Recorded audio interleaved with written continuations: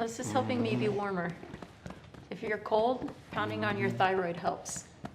Oh my Lord, Lord, Lord, Lord. Mm-hmm. Joe's back there. Mm-hmm. Joe's got soul.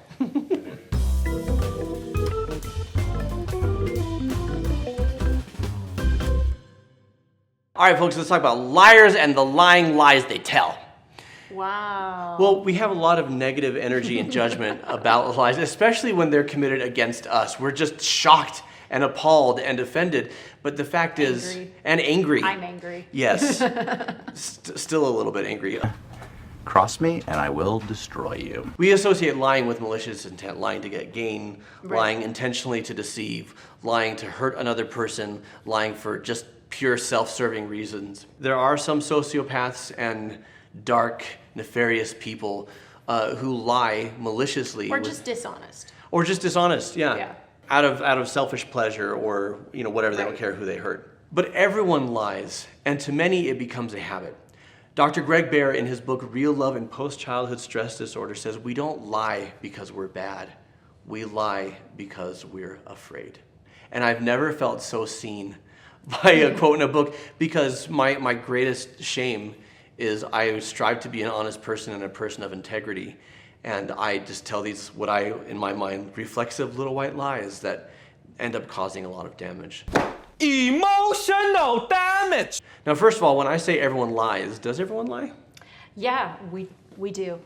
We all lie. Some of you are like, no, not me, not me. Not me. So there's different types of lying, and we're going to talk about the reasons why we lie. Mm-hmm. And as you mentioned in the book Real Love by Dr. Baer, there's multiple Real Love books. A favorite of mine is Real Love and Post-Childhood Stress Disorder. But he talks about getting and protecting behaviors. Yeah. How we get love and how we protect from losing love, Right. right? And most of the time when we're lying, we're doing it to get love or to protect from losing love. Right, if you know the truth, then you won't love me anymore, so Yeah. I have to lie.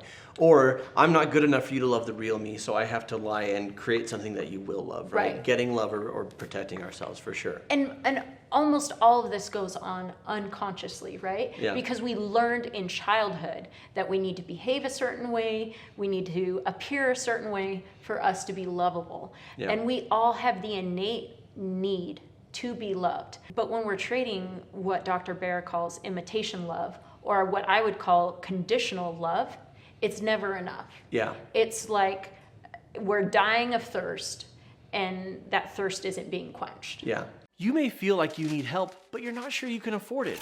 Or you really like to handle things yourself and aren't sure that counseling is a fit for you. We hear you, loud and clear. That's why we've designed a low-cost Mended Light membership site to give you an affordable, self-guided option for trauma recovery, mental health, and stronger connections. All of these courses are available or coming soon to the membership site, with a new course every month. What's more, every month Alicia and I offer live Q&As with members where we answer your burning questions about trauma recovery, how to have healthy relationships, and how to improve your health. And we have a Book of the Month Club where you can join us as we read, then talk about a different book to help us all along in our growth and healing. And did I mention the giveaways?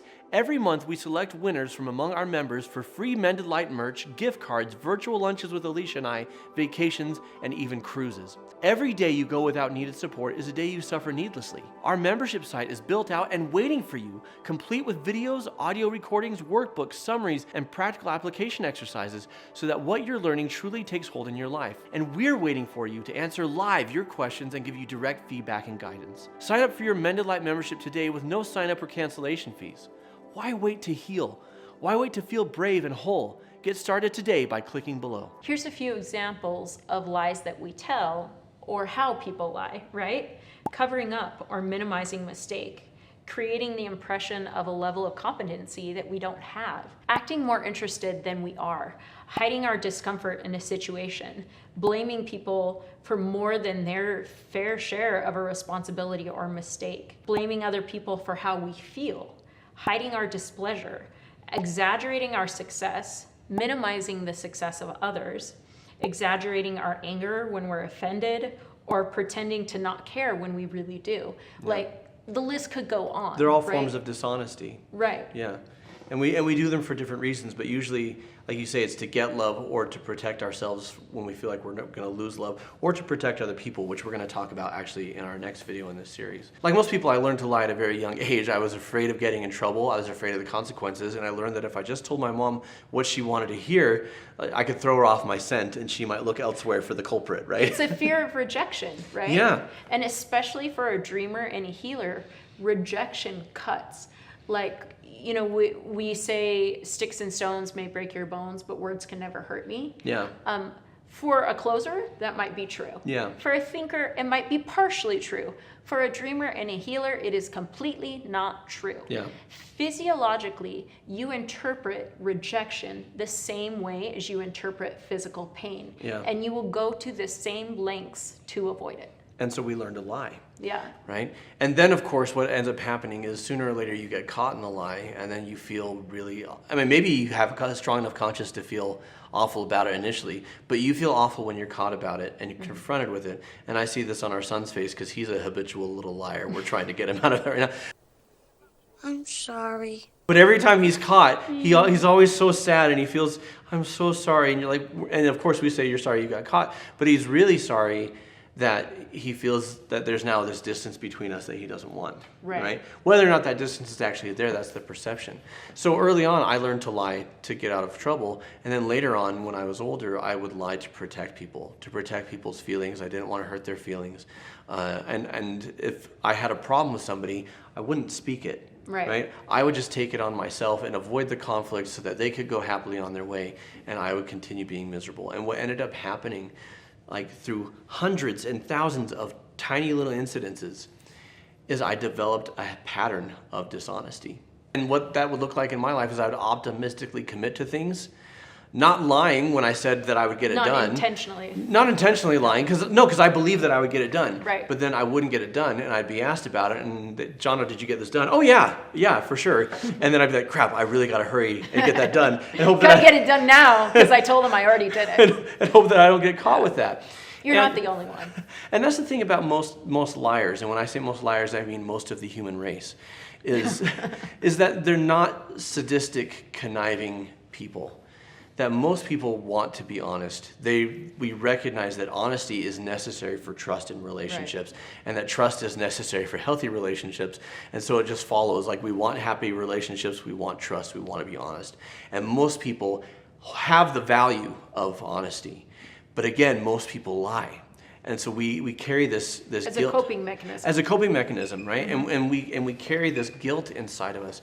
And I know because at some point in our life we learned that it wasn't safe to be completely truthful. Yes. It wasn't safe to be the most vulnerable form of ourselves. And there's a lot of nuance to this. Like, we learned that with certain people it's safe to be honest about certain things.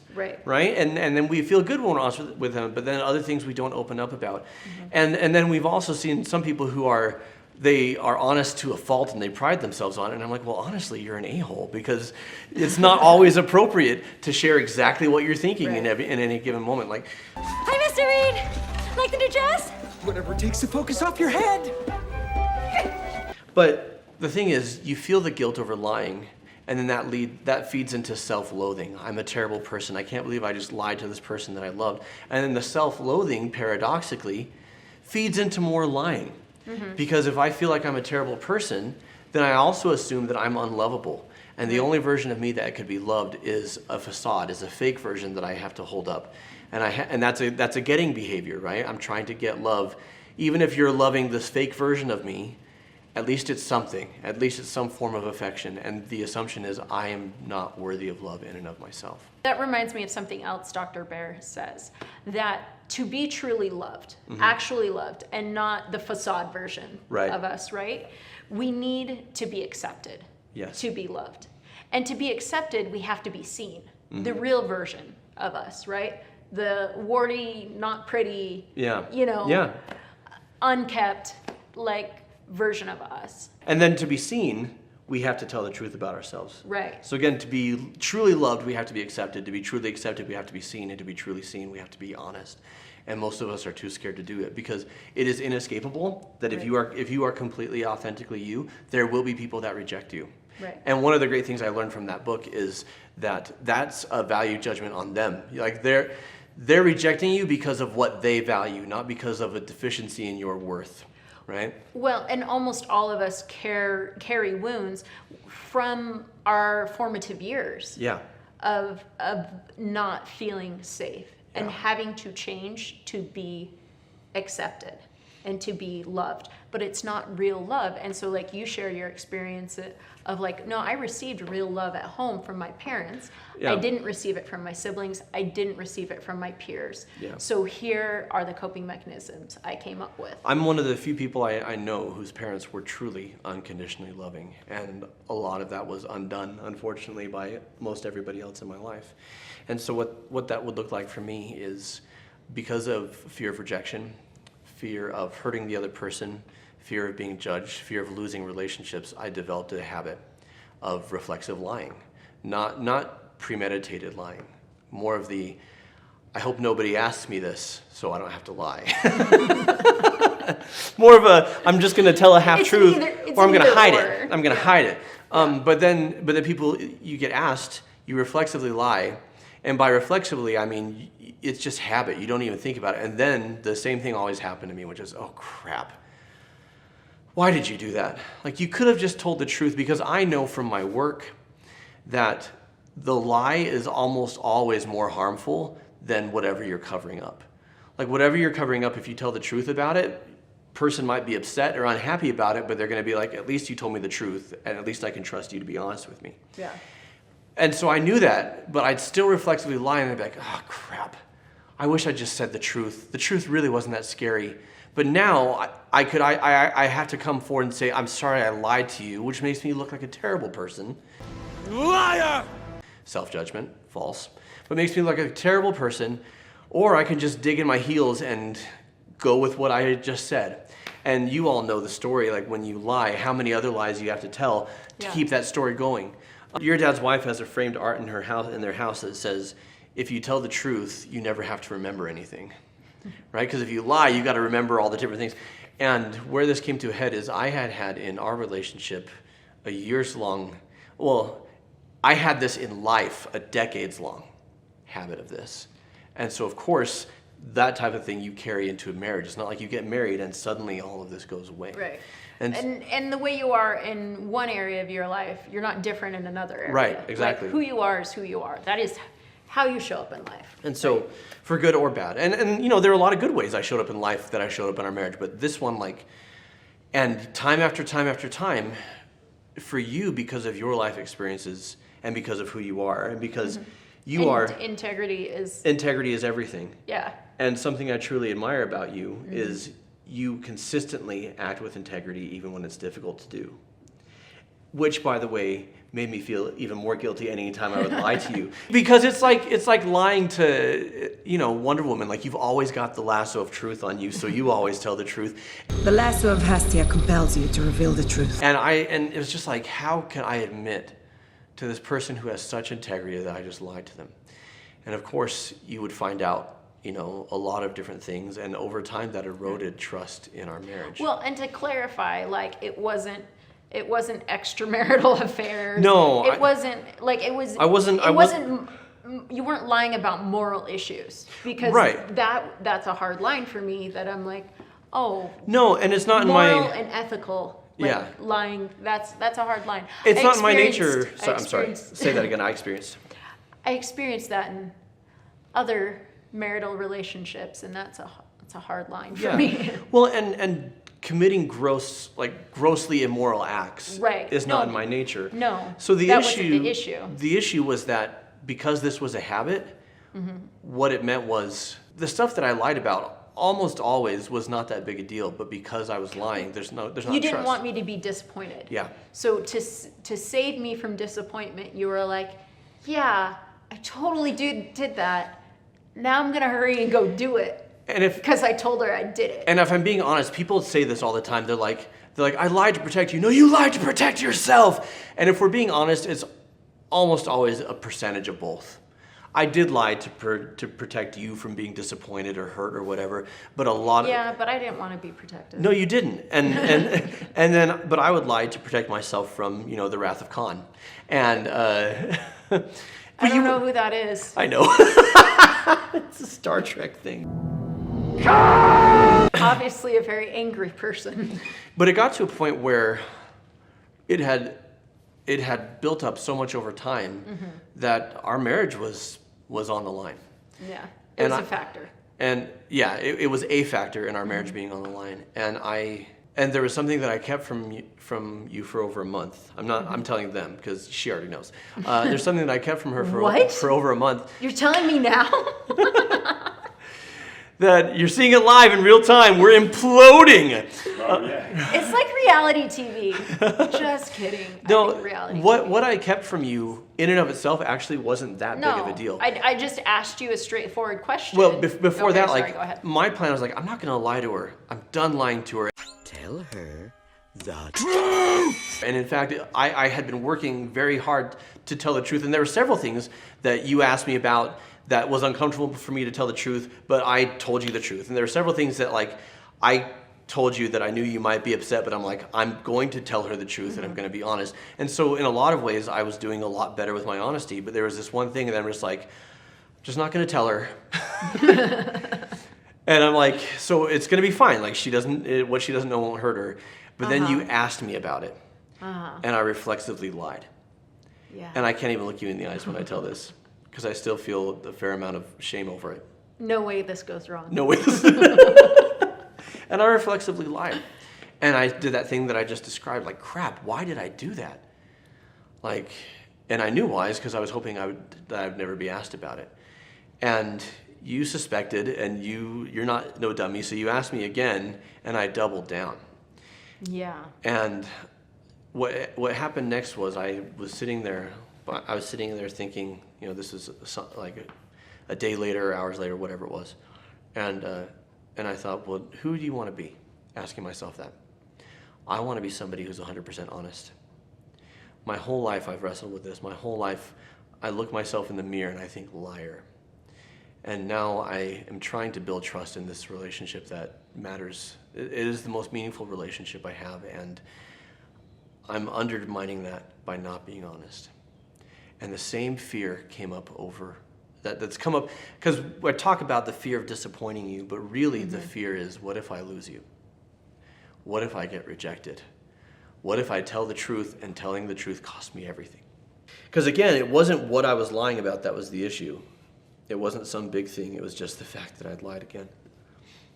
And I said, she deserves to know the truth because she deserves to know the truth, period. And also that's informed consent. Like, if you lose her, you lose her, but she deserves to make that choice and have all the information. And I also thought, because I've been working a lot on self-love. And because I love myself, I said, you deserve to look yourself in the eye and not be ashamed.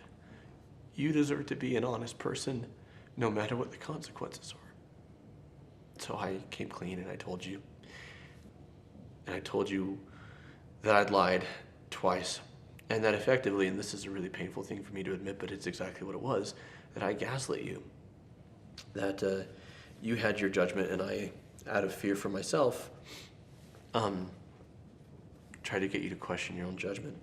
And I came clean and I admitted to all of that and I told you that I was sorry and I was working on it. And the thing that I feared the most came to pass, which is you said, like, I don't know if I can stay in this relationship. And the craziest thing happened, which is that I was wrestling with you saying that and wrestling with the internal, like, see, like there was a voice in me that was saying, see, I knew that if I told her the truth, I might lose her. But it stopped there. And by it stopped there, I couldn't even bring myself to have the thought of, I wish I'd never told her the truth, because that thought was a lie, and I couldn't bring myself to even think it. I realized that, yeah, I probably just lost her, and I'm still glad that I told the truth. Because for a long time, my fears and my insecurities had taken precedent over our relationship, and it was one of the first true acts of completely selfless, like what love is. Frankly, like what you've shown me for years and years and years. Where I took what I wanted and I put it on the back burner and said, this is what she deserves, and if it hurts me the way I fear it will, so be it. And I remember I was in the bathroom and I was crying because, you just said, I don't know if I can be with you. And I looked at myself in the mirror and I was crying, but I looked myself in the eye. And I wasn't ashamed anymore. And I remember telling you, I said, I know that this is what a liar would say, but I can confidently tell you that I'll never lie to you again. And for a lot of people, that's an empty promise, but I knew I could make that commitment. And the reason was because the whole reason I had ever lied before was because I was afraid. And I told the truth, and the thing that I was most afraid of, seemed like it was going to come to pass. And I was still glad that I told the truth. And at that point, I wasn't afraid anymore, to be honest. So, what's the solution? Because as we talked about at the top of this video, we all lie. And as Dr. Baer says in his book, Real Love and Post-Childhood Stress Disorder, or we can just put that on screen when I say he says the book, as Dr. Baer says in his book, most of us, we don't lie because we're bad. We lie because we're afraid. And honestly, it came down to those two factors. For the first time, I loved you enough to put you first. And I also loved myself enough to say, I don't want to be someone who does this. When we speak the truth about ourselves with love, we give other people the opportunity to love us. And a really beautiful thing happened, once that all died down, the beautiful thing that happened is by being honest, I created an opportunity for you to see all of it, and to choose and to love all of it. And you've shown me such kindness and love and acceptance that I was preventing. You talk about to be loved, you need to be accepted. To be accepted, you have to be seen. To be seen, you have to be honest. There was no way to actually have real love from you unless I was just saying, here it all is. Yeah. Right? And that is healing, and that is powerful. And I think that's the solution, honestly, is we have to be honest. Honestly, it's the honest ones you want to watch out for. And we have to recognize that sometimes that means people are going to reject us. But if we're keeping people or having people in our lives because we're being dishonest, then that's not real. And it's not worth it. Well, and so an aspect of real love is speaking truth, right? Yeah. I never lie. It's being accountable, it's being accepting, it's being seen. And it's not real love to do otherwise. Yeah. Because basically, I think the only thing we need to add to this conversation is about, you're not going to do that all at once. You're going to test the waters. Yeah.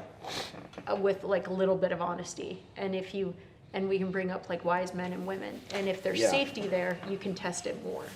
Right? And it's about developing the truth. And it not developing the truth, but developing who you can be completely vulnerable with, because we praise vulnerability, all the great work Brené Brown has done, and the books she's written on vulnerability, we praise it, but there has to be safety to be vulnerable. What does this look like in our relationships writ large?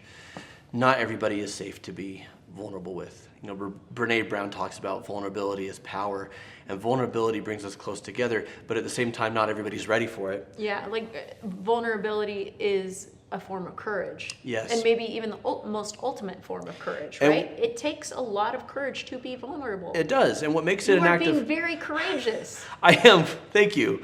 I feel it. I go. feel it actually, because if courage is not the absence of fear, it's proceeding even though you're afraid. This has been a very scary video for me to do. This is as raw as it gets for me. And I understand there may be people who watch this video and criticize me or mock me or troll me or whatever, but I'm doing it because I'm confident that for the majority of people who watch it, it will be healing and helpful. But we need in our lives, when we're trying to establish relationships, we can't just give our total honesty and our total vulnerability to everybody. We give a little bit at a time and we see how it's received. You want answers? I think I'm entitled. You want answers? I want the truth! You can't handle the truth! Because some people aren't mature enough to receive it, some people aren't far enough along in their journey to give acceptance and love in return. They might meet your vulnerability with judgment, or they might meet your vulnerability with rejection, and that doesn't mean that honesty... Or discomfort. Or discomfort, fear, yeah. Right. And that doesn't mean that vulnerability and honesty are that you did the wrong thing by being vulnerable and honest. It may just mean your audience wasn't ready for it. That person wasn't ready for it. And you give a little bit at a time, and when you get acceptance and love in return, you give more. Right? And then you give acceptance and love back, and it cycles through until you find the people with whom you're truly safe to be 100% you, and they see you and they accept you and they love you. Yeah, and I love the phrase the way that Dr. Baer puts it. He calls those people in our lives wise men and women. Yeah. And so find those wise men and women that you can create a safe space with. You know, that you can create a safe relationship with, that you can be you. Yeah, that's awesome. Well, thank you all for joining us. Anyone care to sound off in the comments about your wrestles with honesty, so I don't feel so alone up here on stage? Because I'm next to... Alicia has flaws. She'll be the first one to tell you that, but wrestling with honesty isn't one of them. And so help me... My struggle is being too blunt, generally. So help me feel not so alone, right? Let us know in the comments below, what do you struggle with when it comes to telling the truth, and what has been unlocked for you today, right? Is anything helping you to progress towards that level of integrity? And the truth shall set you free! If you need support in your relationships in finding and accepting actual love, unconditional love, real love, go to mendedlight.com, schedule a complimentary 15-minute consult with one of our counselors, or sign up for our low-cost membership site where we share our experiences and the skills and tools that I share in therapy, and we have live interactions with you all. You'll see all that's there. Go to mendedlight.com. If you have found this video helpful, and of course you have because you're still watching, we invite you to check out Helping Men and Boys Be Honest and Accountable. It's the video that's going to pop up here at the end. We're not saying that men and boys are the only ones who struggle with honesty and accountability, but men and boys are the ones who are socialized to have all the answers and to be in control of things. And so we often lie to cover up that we have no idea what we're doing. Oh man, check it out.